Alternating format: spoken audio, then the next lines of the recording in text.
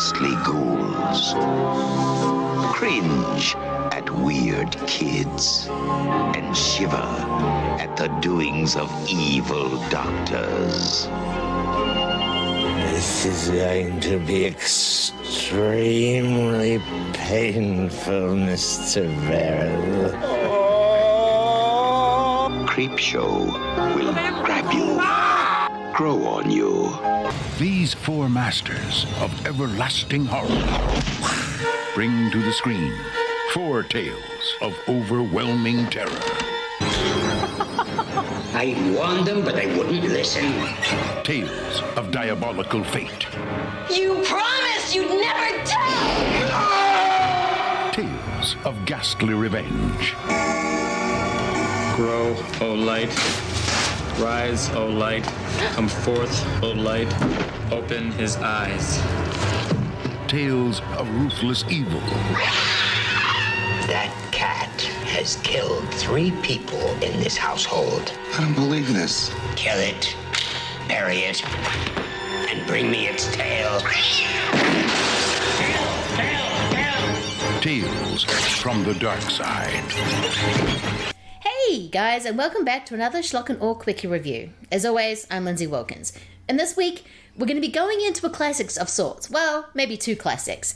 We're going to be going into John Harrison's Tales of the Darkside from 1990. But first, I want to get into talk about another movie that kind of inspired me to watch it. It's a long haul, but let's go with it.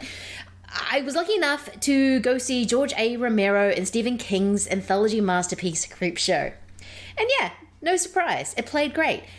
There is a way that Romero uses color, and how nearly every shot of the movie looks like a panel from a comic book and not just the splash pages. Watching it this time around, I really noticed the details. That Adrienne Barbeau dies with a glass of milk in her hand. Oh, well, milk and brandy, which, ew, and is that the first sign of actually being a clinically alcoholic? I don't know, but it's kind of gross. But in saying that, it's Creepshow. It's probably the best horror anthology ever made. There is a reason why it keeps coming up on people's favorite lists or the first horror that they saw. Because, you know, it's great. People who know horror know this movie. I mean, it has Leslie Nielsen's jumper, Ed Harris dancing, a moustacheless Tom Adkins, which feels wrong, Stephen King's Looney Tune faces. It's a classic, and you all know that. And I got to see it on the big screen, and it's full, beautiful, glistening glory.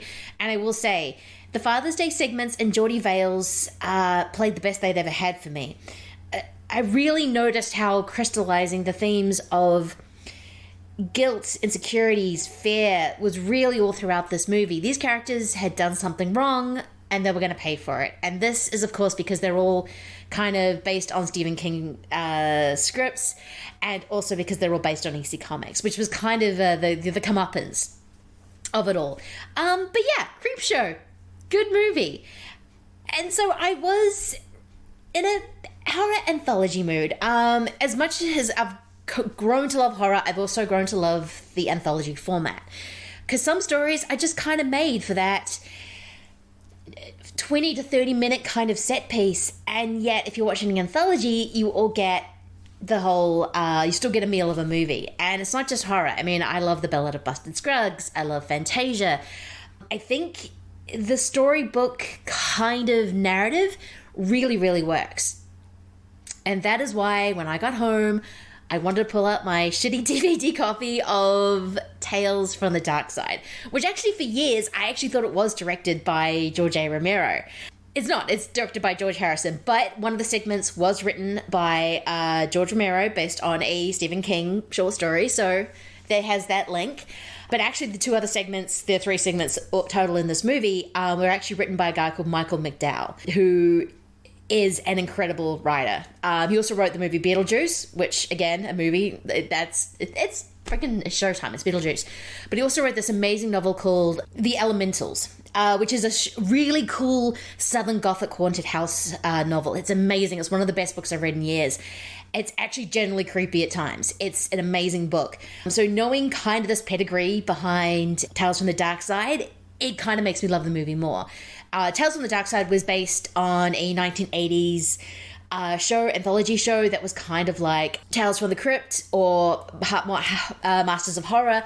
I've never seen the show, so all I have is this movie. I really do love this movie. As I said before, it does kind of have a Romero feel because everything's very crisp and clean, and that is a lot of Romero's movies. Everything looks pristine and clear and gorgeous, and so does this movie. I mean, it looks good, and there are a lot of beautiful people, and yeah, I've been talking about the pedigree of this movie, the fact that who's it written by, the stories are based off, Romero's involvement, Michael McDowell's involvement.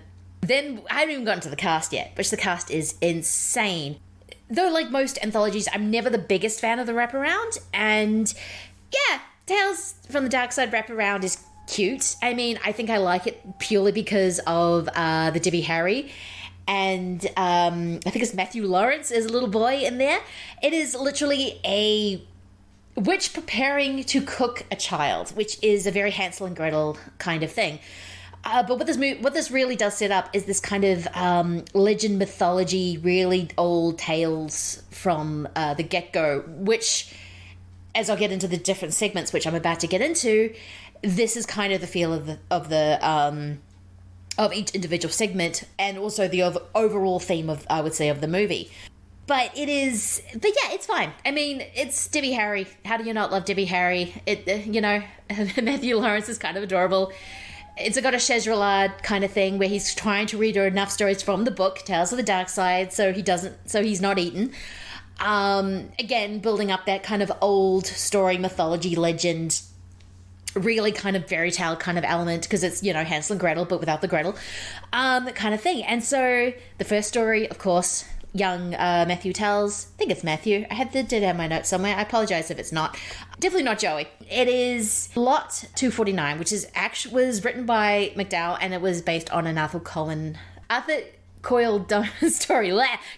I can't say that. Guy who wrote Sherlock Holmes. This is probably my favorite of the whole movie. Usually anthologies do start off with one of the best stories, and it feels the most craytish. And I'm only making that comparison because I just watched Tales of the Darkside just after watching Creepshow.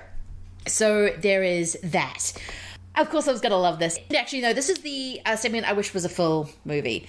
I think you could really stretch it out to 90 minutes, and this is purely so I could watch Christian Slater, Steve Buscemi, and frickin' Julianne Moore in her first movie role hang out for 90 minutes. I could do it. It's great.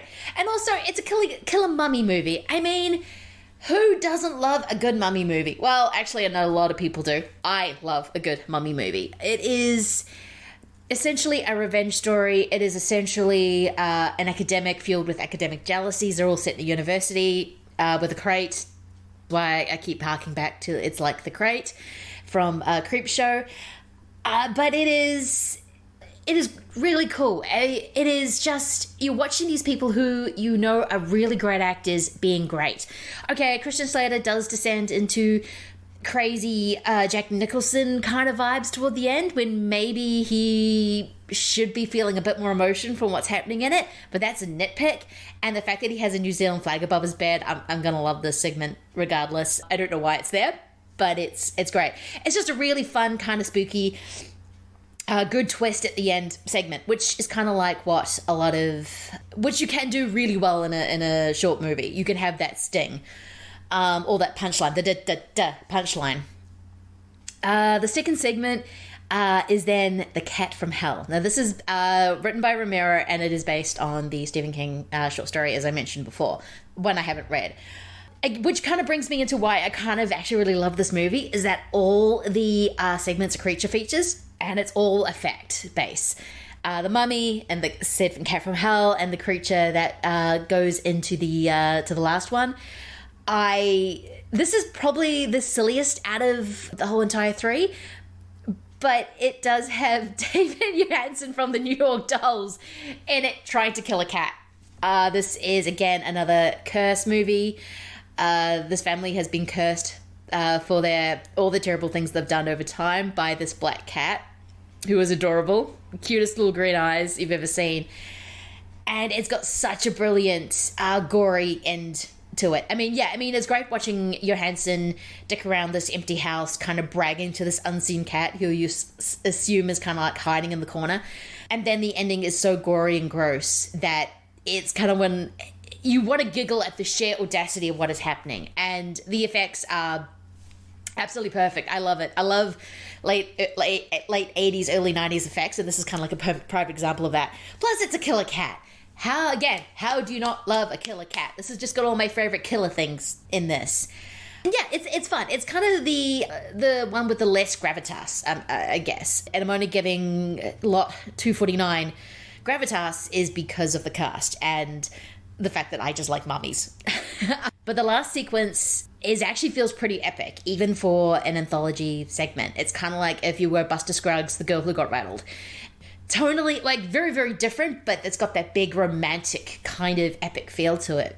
It is called Lover's Vow. It is based on a Japanese legend, and it is a gothic romance. It stars James Remar falling in love with Ray Dawn Chong. It is two beautiful people falling in love on screen, and again, why wouldn't you want that?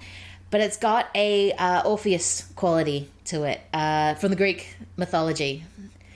You having to save the one you love or to be with the one that you love, you have to do a certain thing. We all know that you're never going to be able to do the certain thing. And this is a creature feature.